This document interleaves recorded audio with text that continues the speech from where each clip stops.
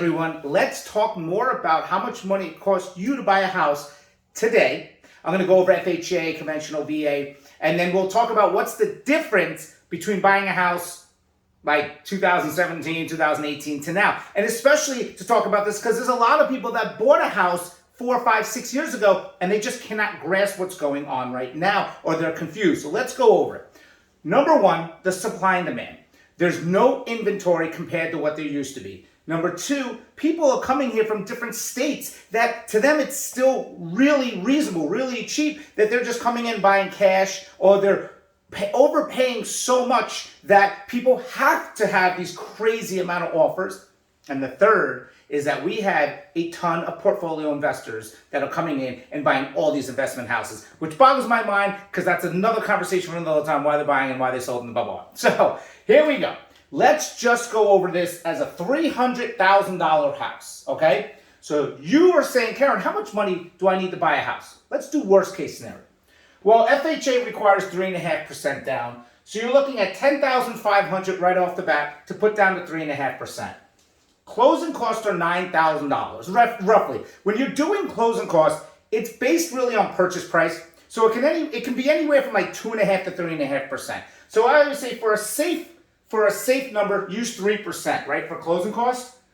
But this is also a good thing to talk to your lender about. Now, this is when you're financing, obviously not cash.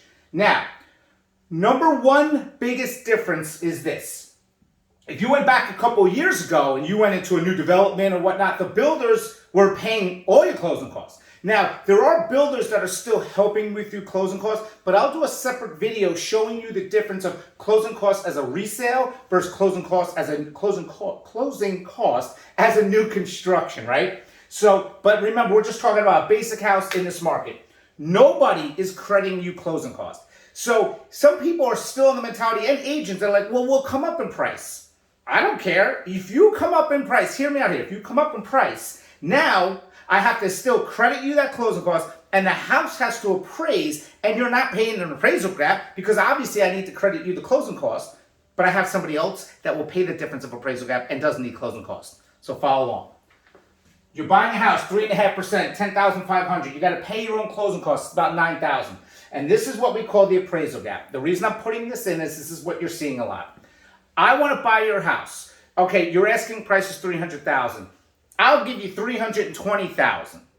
But I will also give you $10,000 if it doesn't appraise. And the reason why people are doing this and sellers are looking for this is by you offering me $320 and I'm asking $300, it's an irrelevant number. You can give me $340, $350, $360. It doesn't matter. If it's only going to appraise at $300,000, what do I care for if you offer me $320, $330, $340?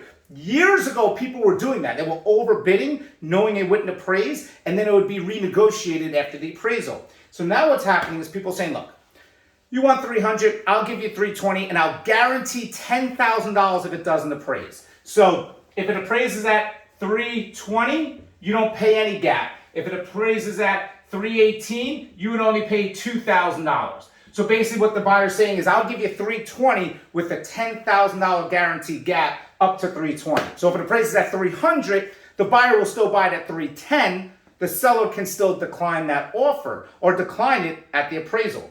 So to buy this house with $10,500 in your down payment, $9,000 in your closing cost, and $10,000 in the appraisal gap, you're looking at $29,500.